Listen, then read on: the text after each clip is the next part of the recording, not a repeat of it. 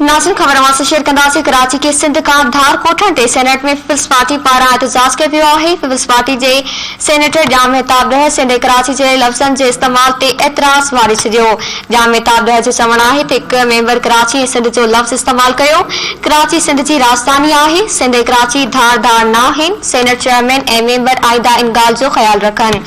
Breaking news अवां सां share कई पिया। कराची के सिंध खां धार कोठण ते सेनेट में पीपल्स पार्टी पारां एहतजाज कयो वियो आहे।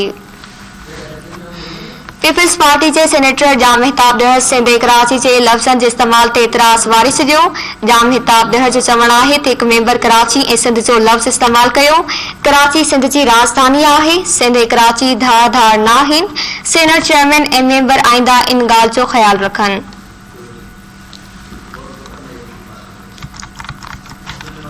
अवां खे आगाह कयूं पिया। कराची के सिंध खां धार कोठण ते सेनेट में पीपल्स पार्टी पारां एहतजाज कयो वियो। पीपल्स पार्टी जे सेनेटर जाम मेहताब ॾह सिंध ऐं कराची जे लफ़्ज़नि जे इस्तेमाल ते एतिराज़ वारे छॾियो। जाम मेहताब ॾह जो चवणु आहे त हिकु मेंबर कराची ऐं सिंध जो लफ़्ज़ इस्तेमाल कयो।